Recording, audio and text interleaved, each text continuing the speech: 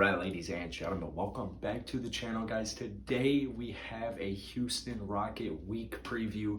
Gonna go through their first 3 games of the season in greater detail, give some predictions, give some previews, that type of thing. If you like that, you want Rockets content, NBA content every single day, be sure to hit that like button, hit that sub button.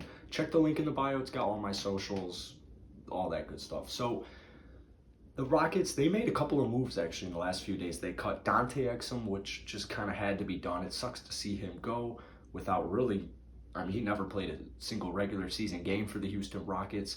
And then today you saw Anthony Lamb get cut, and you saw Garrison Matthews get signed to a 2-way deal. We'll talk about that in a second. And then the other day, Daishen Nix got signed to a 2-way deal. I like Nix's potential a lot. I really like that Nix is on this roster. It does suck about Exum, but just trust me, you want Armoni Brooks on this roster. You want Armoni Brooks to be extended. Like, that extension was awesome. Armoni is just a long-term, there's just so much more potential there than Dante Exum. Daishen Nix, this is a guy who played with Jalen Green on the G League Ignite team last year, and honestly, won't happen this year, most likely. 2-3 years from now, whether he's on the Rockets, whether he's on a different NBA team, I think he will be at the very least a useful role player for any NBA team. So I like that move a lot. And then the Garrison Matthews move, he shot 39, he's a career 39% three-point shooter, so it's clear they're trying to get more three-point shooting. He doesn't have too much NBA experience. He actually just got waived by the Boston Celtics a couple of days ago. So we'll see. He's going to be in the G League for a good portion of the year. I believe he could play like 50 games for the Rockets if need be. But for the most part, Nix and Matthews, they'll be in the G League this season. Matthews really surprised me. I'm surprised they made that move today. Then they went ahead, they signed him. But three-point shooting is something the Houston Rockets really do need. And I like the move. Got rid of Anthony Lamb, which kind of sucks. If you guys have been watching my videos since last year, I made a whole video about Anthony Lamb and how I thought he was going to be a stud. And there still is hope. In college, he balled out. G League, he balled out. And then in the NBA, he wasn't able to do much. He just really wasn't able to do much. If anything, he was kind of hindering the other players' development.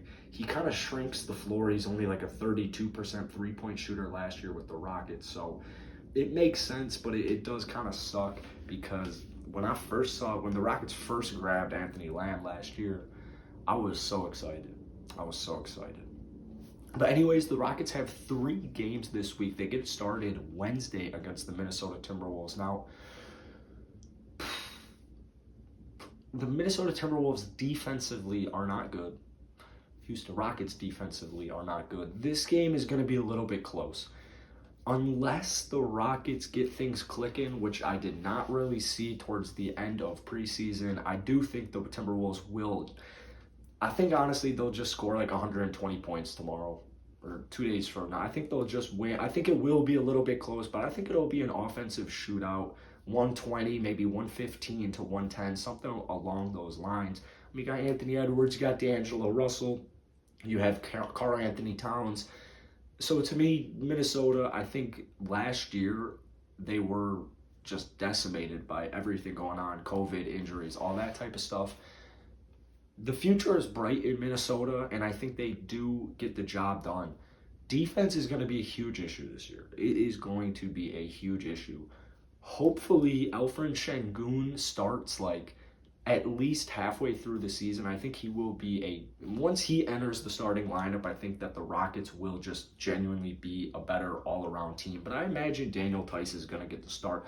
I imagine Eric Gordon's going to get the start the whole week, every single game pretty much. It seems like the Rockets are pretty content with having Jae'Sean Tate come off the bench. So for me, it gives me something. It gives me a little bit new perspective. I really thought Jae'Sean Tate was going to come out this season and just have a jump shot. Doesn't look too promising. There is still hope. The hope is that Jae'Sean Tate's kind of like the cornerstone future starting small forward. If it's not him, which is not really looking like he's going to be that star, KJ Martin, there is still a ton of hope for KJ Martin. But I think if KJ doesn't really necessarily break out this year, if Jae'Sean Tate doesn't break out this year, I think the Rockets really need to figure out the small forward position. I swear, they haven't had a reliable, consistent small forward in at least 3 years. Daniel House Jr. looked horrible in the preseason. Like, he did not look good. His value is all the way down right now. Like, there's nothing there for Daniel House Jr. He needs to have a good season in order to get traded on his own. Unless the Rockets can fit him into a package, my guess is Daniel House stays with the Rockets this year, unless either, like I said, they pair him in a package trade, or he has a good season and his value goes back up. But I do think that's an important thing going into this next season is let's find a small forward. Let's give Jae'Sean, let's give Daniel House, let's give KJ Martin, let's give them their opportunity. But we might need a star small forward, someone with potential. Either one, really. That's what they're going to be looking for. So I'm still hoping. I think KJ Martin's going to be a good player. I don't know if small forwards would be his ideal position. Jae'Sean Tate, I think they're kind of hoping that he can mold into like a point forward. And on the second unit, he's going to have much more of an opportunity for that. So KJ and Jae'Sean, they'll get opportunities this year. Let's see what happens. Now, Friday, you have Oklahoma City. And I think this is the game that they win. I believe this is the first home game for Houston. OKC is going to be really good in a couple of years, just like the Houston Rockets. But I think this is the game where the Rockets start to click, less sloppy, more efficient on offense, a little bit better defense. I think that's where they pick up their first win. Now, Sunday is when they play Boston.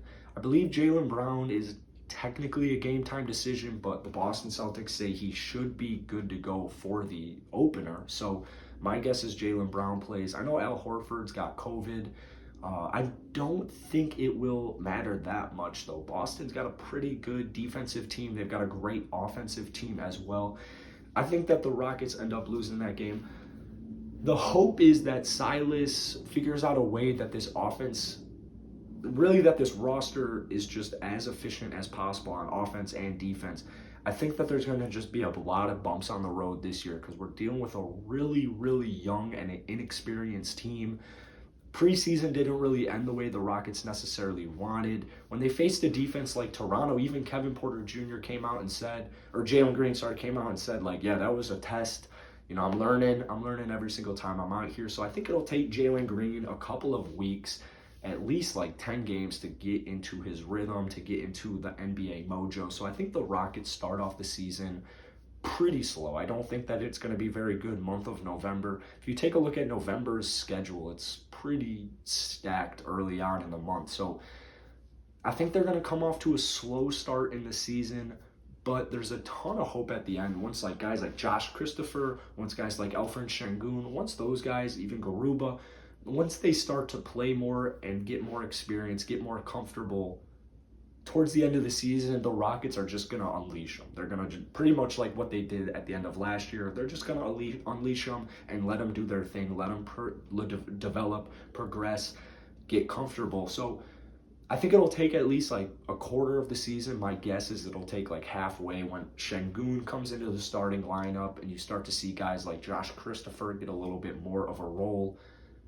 There's a lot of Rocket guards on this team. Like, there are a lot of guards. So I'm really curious on Wednesday to see what the rotations are going to look like. I feel like the preseason didn't really give us a good grasp of what Stephen Silas is going to be looking for. Now, I know this is going to upset a lot of Rocket fans, but I'd say if the Rockets didn't win 20 games this year, I would fire Stephen Silas. I would 100% fire Stephen Silas. But if they're efficient on offense, if they hold their own on defense, and they continue to improve, I don't see a reason that this Rockets team shouldn't win 35 games this season. So I'm hopeful for at least 35 games. I don't know about the play-in tournament. They definitely have a chance. We'll see how the Western Conference is. We'll see about injuries. We'll see all that type of stuff once we get a little bit later into the season. But for right now, they're going to take it slow. They're not going to be too aggressive, risking injury, anything like that. So I would expect a slower start. And then once things get to the end of the season, things are definitely going to be ramping up and they're going to be extremely fun to watch. They're going to be fun to watch right away anyways. You got a lot of fun guys. KPJ, Jalen Green, Christian Wood. I cannot wait to see how that trio plays in their first NBA game together. We'll see in just 2 days, but that's going to be it for today. Go ahead, drop your Rocket Week predictions down below in the comments. Hit the like button, hit that sub button. I'll see you guys later.